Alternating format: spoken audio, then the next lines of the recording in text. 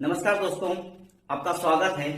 दोस्तों, आज का हमारा विषय है किन्स का रोजगार सिद्धांत अर्थात किन्सियन थ्योरी ऑफ एम्प्लॉयमेंट।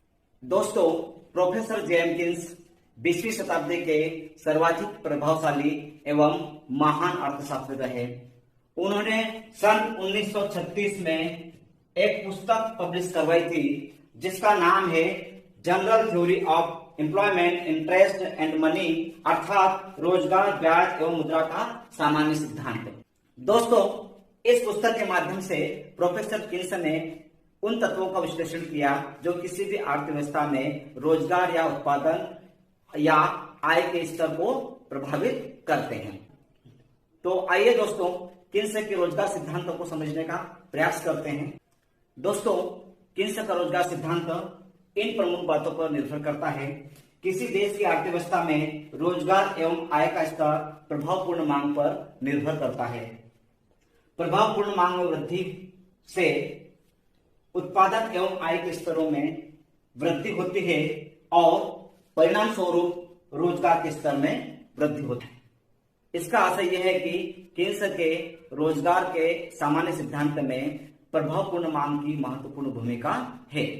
दोस्तों, किन्स के रोजगार के सामान्य सिद्धांत में प्रभावपूर्ण मांग की भूमिका महत्वपूर्ण होती है। हमने स्पष्ट किया है कि प्रभावपूर्ण मांग में वृद्धि होने पर उत्पादन एवं आय के स्तरों में भी वृद्धि होती है और इसके विपरीत यदि प्रभावपूर्ण मांग में कमी होती है तो उत्पादन एवं आय के स्तरों में भी कमी होती है। दोस्तों, प्रभावपूर्ण मांग क्या है? प्रभावपूर्ण मांग से आशय किसी समाज में वस्तुओं एवं सेवाओं की कुल मांग के योग से है। प्रभावपूर्ण मांग के अंतर्गत उपभोक्ता वस्तुओं की मांग और विनियोग वस्तुओं की मांग की जाती है। यदि किसी अर्थव्यवस्था में विद्यमान बेरोजगारी को दूर करने के लिए उपभोक्ता वस्तुओं की मांग में वृद्धि की जाती है तो इन वस्तुओं से संबंधित उद्योगों में लोगों को रोजगार मिलेगा। यदि विनियोग वस्तुओं की मांग में वृद्धि की जाती है तो विनियोग वस्तुओं से संबंधित उद्योगों में लोगों को अधिक रोजगार के अवसर प्राप्त होंगे। इस प्रकार प्रभावपूर्ण मांग किसी भी अर्थव्यवस्था में बहुत महत्वपूर्ण भूमिका निभाती है। दोस्तों, प्रोफेसर किन्स के अनुसार किसी भी अर्थव्यवस्था में प्रभावपूर्ण मांग का निर्धारण दो तत्वों के द्वारा होता है। कुल मांग क्रिया अर्थात एग्रीगेट डिमांड फंक्शन और कुल पूर्ति क्रिया अर्थात एग्रीगेट सप्लाई फंक्शन। अब हम यह समझने की कोशिश करते हैं कि कुल मांग क्रिया क्या होती है। कुल मांग क्रिया वह आशातीत या संभावित बिक्री से प्राप्त आय है जिसे उत्पादक श्रमिकों द्वारा उत्पादित वस्तुओं की विक्रय से प्राप्त होने की आशा रखता है। अर्थात जब एक उत्पादक किसी वस्तु का उत्पादन करता है तो वह उन वस्तुओं की विक्रय से इतनी अपेक्षा आवश्यकता है कि उसे लाभ प्राप्त हो सके। इसी प्रकार कुल पूर्ति क्रिया मुद्रा की वह मात्रा है जो श्रमिकों की दी हुई संख्या द्वारा रोजगार के एक दिए हुए स्तरों पर उत्पादन करने में व्यय की जाती है। इस प्रकार प्रोफेसर किन्स के रोजगार सिद्धांत में जो प्रभावपूर्ण मांग है वह दो तत्वों पर निर्भर करती है। दोस्तों, प्रोफेसर किन्स के अनुसार प्रभावपूर्ण मांग को प्रभावित करने वाले तत्वों के माध्यम से अर्थव्यवस्था में रोजगार का संतुलन किस प्रकार स्थापित किया जाता है, अब हम इसको समझने का प्रयास करते हैं। प्रोफेसर किन्स के अनुसार किसी अर्थव्यवस्था में रोजगार का संतुलन बिंदु वहां पर स्थापित होता है जहां कुल मांग क्रिया और कुल पूर्ति क्रिया आपस में बराबर होती है। अर्थात जहां पर मांग और पूर्ति बराबर होती है वहां पर रोजगार के बिंदु का संतुलन स्थापित होता है।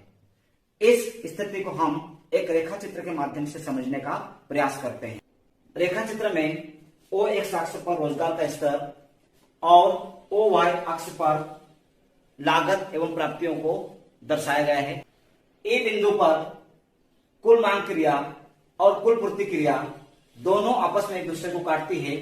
इसका आशय यह है कि रोजगार के एम स्तर पर मांग एवं पूर्ति बराबर होती है और ए बिंदु ही रोजगार का संतुलन बिंदु होगा।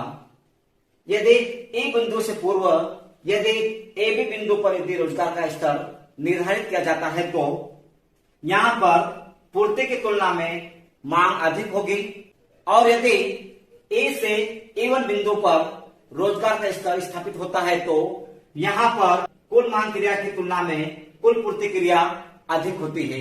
अर्थात रोजगार का स्तर यदि M2 बिंदु होता है तो यहाँ पर कुल मांग क्रिया की तुलना में कुल पूर्ति क्रिया अधिक होगी, और यदि M1 रोजगार का स्तर होता है तो यहाँ पर कुल मांग क्रिया अधिक होगी कुल पूर्ति क्रिया से। अतः इस रेखा चित्र के माध्यम से यह स्पष्ट होता है कि रोजगार का संतुलन केवल ए बिंदु पर स्थापित होगा जहां पर कुल मांग क्रिया और कुल पूर्ति क्रिया आपस में एक दूसरे को काटती है, और यही हमारा संतुलन बिंदु होगा। दोस्तों, आपको मेरा ये वीडियो जरूर पसंद आएगा। यदि आपको मेरा वीडियो पसंद आए तो आप इसे लाइक करें, शेयर करें और सब्सक्राइब करें। धन्यवाद।